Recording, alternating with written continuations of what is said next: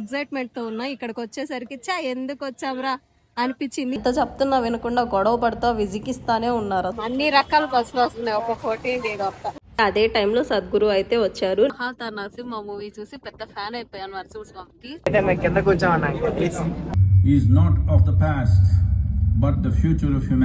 ఆ ట్రైన్ మాత్రం ఎక్కకండి, గొప్ప ట్రైన్ అంటే గొప్ప ట్రైన్. మనమైతే వెళ్ళిపోదాం ఇప్పుడు ఆది యోగి దగ్గరకి.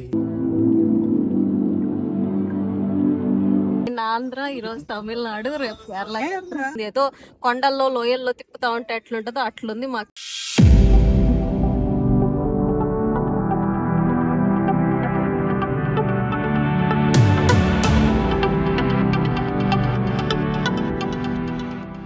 ఇప్పుడైతే మేము కోయంబత్తూర్ స్టేషన్ లో అయితే ఉన్నాము.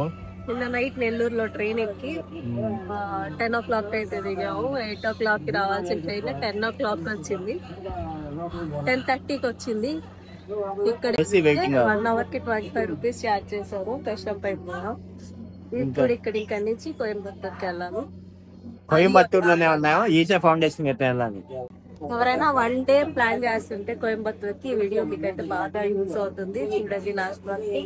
ఇదనమాట కోయంబత్తూర్ రైల్వే స్టేషన్ లోని ఏసీ వెయిటింగ్ హాల్. చెప్పాం కదా, పర్ పర్సన్ కి 1 hour కి 25 rupees అయితే ఛార్జ్ చేశారు.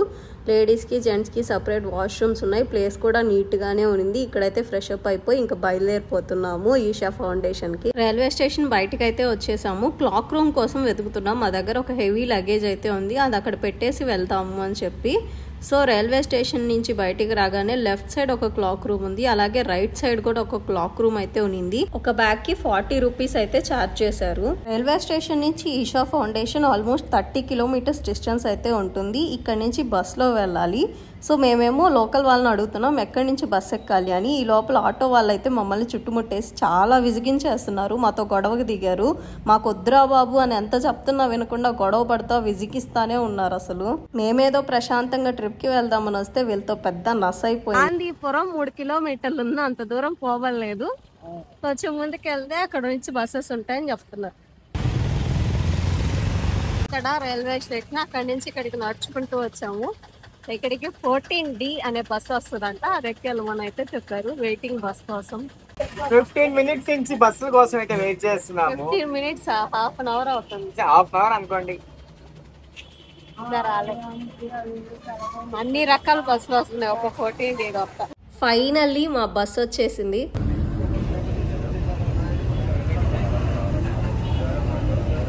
ఇప్పుడైతే మేము కింద కూర్చోమన్నాం, కళ్ళు తిరుగుతా ఉన్నాయి. ఎలా ఉంది అనుష?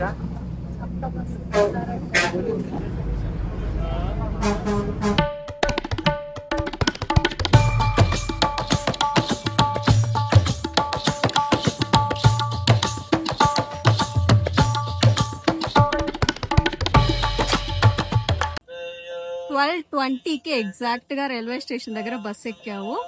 ఇక్కడికి వచ్చేసరికి టైం 1:35 అయింది. అబ్బా బస్ ఎందుకు ఎక్కామా అనిపించింది మాకైతే. కడుపులో బెటర్ బస్ స్టాండ్ దగ్గరికి వెళ్ళి బస్ స్టార్ట్ అవ్వక ముందు ఎక్కితే బెటర్. మనకైతే సీట్లు ఉంటాయి కూర్చోడానికి, కింద కూర్చోవాల్సిందే.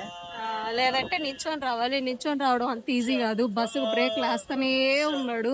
నిజంగా జమ్మూ టు కాశ్మీర్ బస్సు అప్పుడు కూడా అంత ఫీలింగ్ కలగలేదు, అంత దారుణంగా ఉంది. 1 hour జర్నీ మాత్రం టూ మచ్ ఆఫ్ ఇరిటేషన్ వచ్చింది. డబ్బులు కొంచెం ఖర్చు పెట్టుకొని అయినా ఏ ఆటోనో క్యాబో మాట్లాడుకొని వెళ్ళడం బెటర్ అనిపించింది నాకైతే పర్సనల్ గా. చాలా ఇరిటేషన్ వచ్చింది ఆ బస్ లో రావాలనుకుంటే. బస్ బెటర్, కాకపోతే బస్ స్టాండ్ కి వెళ్ళి ఎక్కితే మనకు సీట్లు దొరుకుతాయి. సీట్లో కూర్చొని అయితే రావచ్చు.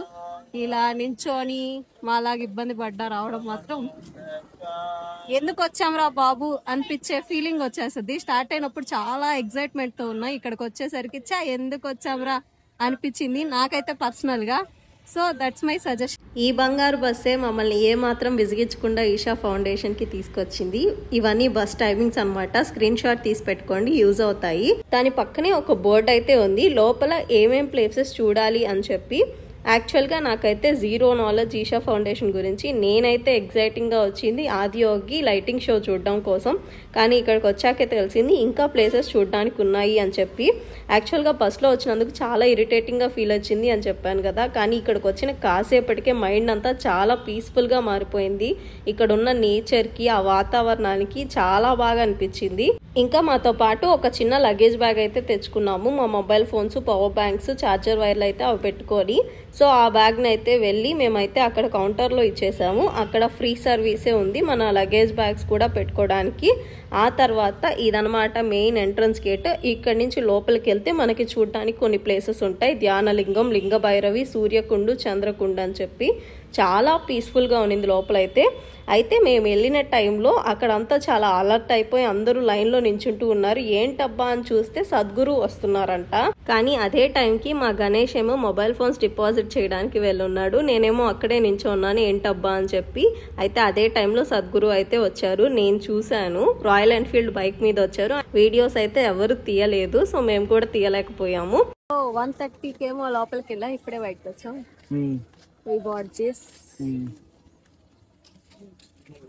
ఎలా అనిపించింది లోపల? మమ్మల్ని అయితే ఫోన్స్ అయితే లోపలికి అయితే తీసుకోపోనివ్వలేదు.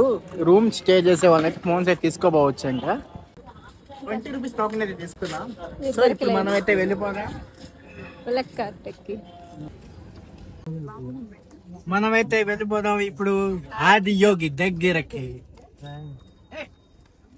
7 o'clockకి లైటింగ్ షో ఉంటుంది. అది చూసుకొని మళ్ళీ ఇక్కడికి వచ్చి బస్ ఎక్కి కోయంబత్తూర్కి వెళ్ళాలి. ఇంకా అక్కడి నుంచి ట్రివాండ్రం or వర్కల, కేరళ. నిన్న ఆంధ్ర, ఈరోజు తమిళనాడు, రేపు కేరళ. 3 రోజుల్లో 3 డిఫరెంట్ స్టేట్స్ కవర్ చేస్తాం.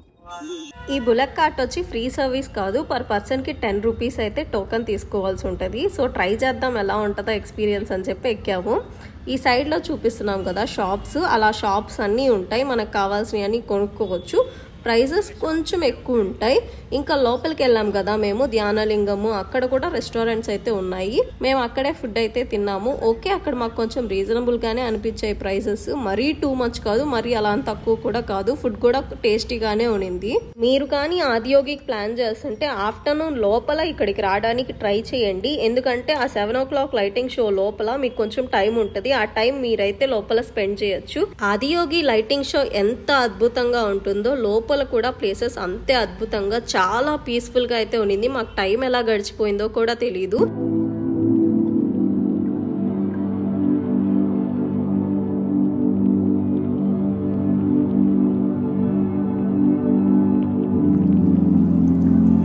ఈరోజు మార్నింగ్ ఇక్కడికి వచ్చాము.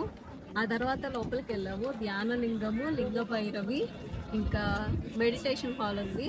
అక్కడ ఒక ఆల్మోస్ట్ ఒక 4:30 దాకా ఉండేసి ఇక బయటకు వచ్చేసాము.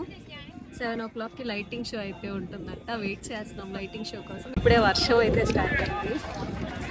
ఫుడ్ అయితే రూమ్ బుక్ చేసుకున్న వాళ్ళకి ఫ్రీ ఫుడ్ కూడా నేను రీల్స్లో చూశాను. ఫ్రీ ఫుడ్ సూపర్ ఉంటుంది. ఎవరు చెప్పాడు రా వెజ్ ఫుడ్ బాగోదని చెప్పి కొన్ని రీల్స్ చూశాను. అది రూమ్ బుక్ చేసుకున్న వాళ్ళకి మాత్రమే అంట. మళ్ళీ నార్మల్గా వస్తే ఏంటంటే రెస్టారెంట్స్ ఉన్నాయి, అక్కడ తినాల్సిందే. ప్రైజెస్ కూడా కొంచెం రీజనబుల్గానే ఉన్నాయి. మేము సాంబార్ రైస్ ట్రై చేసాం, 50 రూపీస్. ఇడ్లీ సాంబార్ 30, చపాతీ 3 pieces వచ్చి 60 రూపీస్. చాలా వరకు రీజనబుల్గానే అనిపించింది ప్రైజెస్ కూడా. సో చూద్దాం. 1 డే ఐ థింక్ సరిపోతుంది. లేదు మీరు పీస్ఫుల్గా ఉండాలి, ప్రశాంతత కోసం, మైండ్ బాగాలేదు రావాలి అనుకుంటే 2-3 days అయినా హ్యాపీగా రూమ్ బుక్ చేసుకొని ఉండొచ్చు. Starting 990 rupees. ఆఫ్లైన్లో అయితే రూమ్ బుకింగ్ లేదంతా, only online room booking.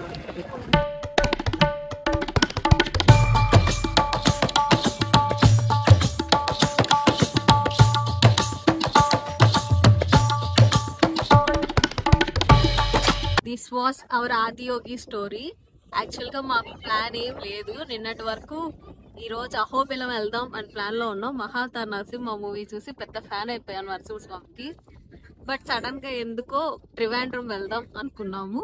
But ట్రివాండ్రంకి start అవ్వాలంటే మా నెల్లూరు నుంచి ట్రివాండ్రంకి ఈరోజు నైట్కి వెళ్తాం. దాని బదులు కోయంబత్తూరులో ఈరోజు దిగేసి ఆదియోగి చూసుకొని ఇక్కడ లైటింగ్ షో చూసుకొని ఈరోజు ఈవినింగ్ నైట్ మళ్ళీ ట్రైన్ ఎక్కి రేపు మార్నింగ్ ట్రివాండ్రంలో దిగాలని ప్లాన్ చేసుకుంటాము. సో అది సడన్ ప్లాన్ అవడంతో మాకైతే ట్రైన్ టికెట్స్ దొరకలేదు. జనరల్ టికెట్ తీసుకొని ఒక 400 రూపీస్ అయింది మాకు Nellore to Coimbatore general train ticket మా ఇద్దరికి తీసుకొని ట్రైన్ ఎక్కేసాము. చెన్నై వరకు కొంచెం అడ్జస్ట్ అయ్యాం. చెన్నై తర్వాత టీసీ మారాడు. ఆయన మాకు సీట్లు ఇచ్చాడు అనమాట. 300 రూపీస్ తీసుకొని స్లీపర్లో 2 సీట్స్ ఇచ్చేసాడు. హ్యాపీగా నైట్ 1 o'clock నుంచి మార్నింగ్ 10 వరకు నిద్రపోయాం. యాక్చువల్గా 8 o'clockకి రావాలి అల్పజా ట్రైన్. దయచేసి ఆ ట్రైన్ మాత్రం ఎక్కకండి. గొప్ప ట్రైన్ అంటే గొప్ప ట్రైన్, పిచ్చ గొప్ప ట్రైన్. 3rd AC కూడా దారుణంగా ఉంది. ఇంకా అందుకని స్లీపర్లోనే తీసేసుకున్నాం మేము. పెళ్లి కూతురు వెళ్తుంది కదా, అంతకంటే దారుణంగా వెళ్తుంది. గాంధీపురం బస్ స్టాండ్ దగ్గరికి వెళ్తే అక్కడి నుంచి మనకి ఇక్కడికి వచ్చి ఈషా ఫౌండైన్కి వచ్చే బస్సులు అయితే ఉంటాయి. 14D, ఓన్లీ 1 బస్సు 14D గుర్తుపెట్టుకోండి. సో ఆ బస్ స్టాండ్కి వెళ్దాం అనుకున్నాము. రైల్వే స్టేషన్ నుంచి బస్ స్టాండ్కి 3 kilometers అంట. పర్ పర్సన్ 100 రూపీస్ ఎంతో అడిగారు ఆటో వాళ్ళు. అక్కడ తర్వాత అక్కడ ఉండే వాళ్ళని అడిగితే కొంచెం ముందుకు వెళ్ళండి, అక్కడ బస్ స్టాప్ ఉంది, ఇటే వెళ్ళాలి బస్సులన్నీ, అక్కడైతే వెయిట్ చేయండి బస్సు వస్తుందని అయితే చెప్పారు. 11:30కి బయటకు వచ్చాం మేము ఫ్రెష్ అయ్యి, కొంచెం టిఫిన్ అయితే తినేసి ఇంకా అక్కడే వెయిట్ చేస్తుంటే ఆల్మోస్ట్ 12:20కి మా బస్ అయితే వచ్చింది. ఫుల్ అయిపోయింది అప్పటికే. సరే కొంచెం సేపు చూద్దాం ఖాళీ అవుతేమో కూర్చోవచ్చులే ప్రశాంతంగా అనుకున్నాం. బట్ లేదు, ఎక్కుతున్నారే కానీ దిగే వాళ్ళు మాత్రం అస్సలు లేరు. సో దట్ ఇంకా నించోవాల్సి వచ్చింది. ఏంట్రా అంటే 2 నిమిషాలకు ఒకసారి బ్రేక్ లాస్తూనే ఉన్నాడు, నిమిషానికి ఒకసారి. దాంతో మాకు కడుపులో తిప్పేస్తున్నట్టు అయిపోతుంది. ఏదో కొండల్లో లోయల్లో తిప్పుతా ఉంటే ఎట్లుంటుందో అట్లుంది మాకైతే. దాంతో ఇంకా నించోలేక చూసి కిందనే కూర్చుండిపోయాము. సరే ఎలాగో వచ్చేసాం. ఎగ్జాక్ట్ 1 hour 15 minutes అయితే పట్టింది. ఎక్కడ ఆపను కూడా ఆపలేదు, ఎవరు దిగను కూడా దిగలేదు, నించోనే వచ్చారు అందరూ.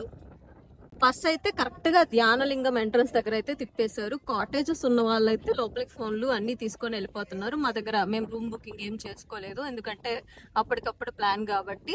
ఇప్పుడు మా గణేష్ వచ్చి ఒక కపుల్ ఆదియోగికి రావాలి, కోయంబత్తూరు రావాలంటే ఎంత ఖర్చు అవుతుందో చెప్తాడంట, వినండి. జస్ట్ ఒక 3000 జోబులో పెట్టుకుని వచ్చేవయ్యా, ఈజీగా ఆదియోగి కోయంబత్తూర్ అయితే ఎక్స్ప్లోర్ చేయొచ్చు. అంతే, ఓన్లీ ఆదియోగి వరకే. ఇంకా కోయంబత్తూరులో చాలా ప్లేసెస్ ఉంటాయి. ఇక్కడ నుంచి అయితే ట్రెక్కింగ్ కూడా ఉందంట. మేము అప్పుడైతే అవేం కవర్ చేయట్లేదు. జస్ట్ 3000 తీసుకొచ్చామనుకోండి, దాంట్లో ఇంకా మిగులుతుంది. అవును, ఎందుకంటే మెయిన్ ట్రైన్ టికెట్స్, స్లీపర్ అయితే మీకు ఇంకా తగ్గుతుంది. మెయిన్ ట్రైన్ టికెట్స్ కాస్ట్ అక్కడి నుంచి ఇక్కడికి ఒక 80 రూపీస్. ఇంకా మధ్యలో అయ్యే ఖర్చులు, ఒకవేళ మీ క్లాక్ రూమ్కి వచ్చి 40 రూపీస్ ఛార్జ్ చేశారు ఒక బ్యాగ్కి. ఇంకా మేము అదే ఆ రూమ్ అదే వెయిటింగ్ హాల్ కి వచ్చేసి పర్ పర్సన్ 25 రూపీస్ ఛార్జ్ చేశారు. మాకైతే ఖర్చులు మాకు బయట ఇంకా టిఫిన్ చేసాము. ఇంకెక్కడికి వచ్చి ఒక ఫుడ్ కొంచెం తిన్నాము, ఒక 200 రూపీస్ ఏమో అయింది. సో ఇప్పటికైతే మాకు అదే ఖర్చు అయింది. రిటర్న్ మళ్ళీ 80 రూపీస్. పెద్ద ఖర్చులు ఏం కాలేదు. మ్యాక్స్ ఒక 2 to 3K సరిపోతుంది. మాకు ఎక్కువ ఖర్చు అయింది అయితే ఆ బాటిల్ కి 700 అయింది. అది తప్పితే మాకు పెద్దగా ఖర్చులు కూడా ఏం కాలేదు. ఫుడ్ కి అయింది, బస్సు, ట్రైన్. మెయిన్ థింగ్ ఇక్కడ వాష్రూమ్ ఫెసిలిటీస్ కూడా ఉన్నాయి. ఆదియోగి దగ్గరలో ఇక్కడైతే ఒకటి ఉంది. ఇంకా ధ్యానలింగం బయట అయితే ఒక వాష్రూమ్స్ ఉన్నాయి. ఇంకా లోపలికి వెళ్ళాక ధ్యానలింగం కి దగ్గరలో కూడా ఇంకొక వాష్రూమ్స్ అయితే ఉన్నాయి. మొత్తానికి 3 వాష్రూమ్స్ కూడా ఉన్నాయి. దానికి కూడా ఏమి ఇబ్బంది లేదు, ఫుడ్ కి కూడా ఏమి ఇబ్బంది లేదు.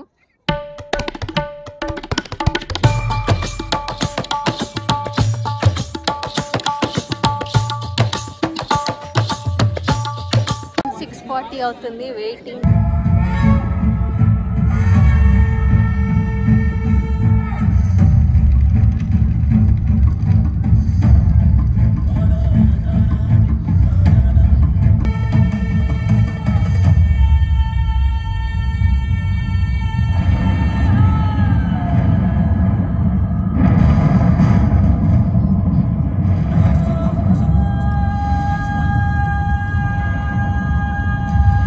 Over 15,000 years ago, a being appeared in the upper regions of Himalayas.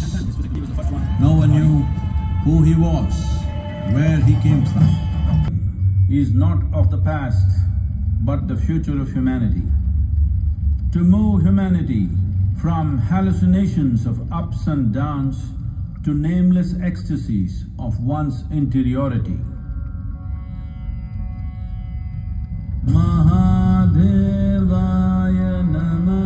ఈ లైటింగ్ షో ఒక 1/2 hour పాటు చాలా అద్భుతంగా జరిగింది. కన్నుల పండుగ అని చెప్పచ్చు. లాస్ట్లో హారతి ఇచ్చి ఇంక ఎండ్ చేశారు. ఇంక అక్కడి నుంచి మేము బస్సు వెళ్ళాలి కదా, మళ్ళీ ఎక్కడ బస్సులో సీట్లు అయిపోతాయి అని చెప్పి ఉరుకులు పరుకుల మీద బస్ దగ్గరకు అయితే వచ్చేసాము. రిటర్న్కి బస్ దొరికినాయి. చాలా బస్సులు అయితే ఉన్నాయి, సీట్లు కూడా ఉన్నాయి. పర్ పర్సన్కి 50 రూపీస్ అయితే ఛార్జ్ చేశారు. మేము వచ్చినప్పుడు 40, ఇప్పుడైతే 50 రూపీస్ ఛార్జ్ చేశారు.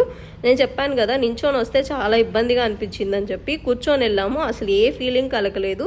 బస్లో సీట్ ఉంటే ఏ ఇబ్బందిగా అనిపించలేదు. ఇంకా రిటర్న్ అయితే వెళ్ళిపోతూ ఉన్నాము. ట్రైన్ టికెట్స్ ఇన్ఫర్మేషన్ లేకుంటే ట్రైన్ కోసం ఫస్ట్ టైం మా లైఫ్ రిజర్వేషన్ లేకుండా ట్రైన్కి ఎక్కుతున్నాం ధైర్యంగా. ఏం జరుగుతుంది?